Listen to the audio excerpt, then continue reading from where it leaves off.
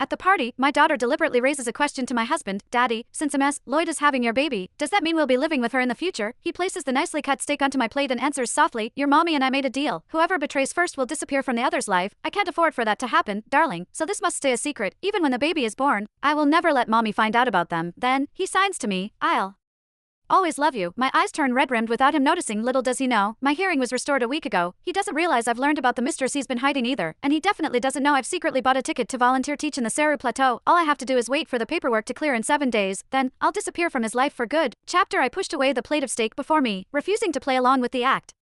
Seeing me on my feet, my husband, Jackson Grant, immediately stood as well, asking me what had happened in sign language. I shook my head. It's getting late. I'm thinking of turning in for the night. He insisted on following, but his best friend stopped him. Quinn probably needs some rest. You know how fragile she can be. Why are you so eager to leave? Yeah, dude, Cassidy is about to get here. It's been a whole day. Don't you miss her? My daughter, Bonnie, joined in, tugging at his sleeve.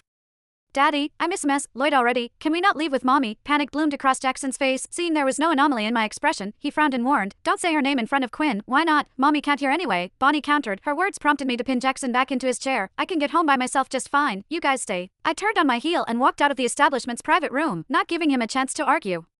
I had barely taken a few steps forward when I saw Cassidy Lloyd striding into the restaurant. I couldn't tell if she did it on purpose or not, but her shoulder slammed into mine, making me stumble. Cassidy walked into the private room and scooped up Bonnie the moment she reached for her. Bonnie, it's been an entire day. Did you miss me? Of course, Bonnie answered cheerfully. Cassidy couldn't help smiling at the exchange. In that case, give me a kiss. Bonnie immediately cupped her face and planted a kiss on her cheek. Watching the two of them, one would think they were the real mother and daughter. She set Bonnie down, then slipped into Jackson's arms, her expression full of playful sweetness. In his eyes, there was a softness I had never seen before. Before he could say anything, Cassidy rose on her tiptoes and kissed him passionately. All right, one of his friends muttered, rolling his eyes. It's been months, and you two are still this mushy. None of his friends seemed bothered by it. While Bonnie looked like she had seen this 100 times, I stared at all of them, feeling a sinking coldness in my bones. So, everyone knew they had been fooling around together, except for me. As the teasing around the table amplified, Cassidy's lips curled with a triumphant smile. As if things weren't messy enough, the others started egging them on, asking when the last time they hooked up was. Jackson lowered his head, embarrassed, while Cassidy looked thrilled. 2 days ago, in the room next to the main bedroom, I whispered the same words at the same time as she did, our two voices overlapping, and the whole room exploded with excitement. Some laughed, some cheered on. Jackson, my boy, you finally grew a brain. Yeah, with our status, who the hell stays loyal? As long as you hide it well, you can enjoy life. Quinn is deaf, she'll never find out. Chapter when my name came up, the smile on Jackson's face stiffened, his expression turned ice cold.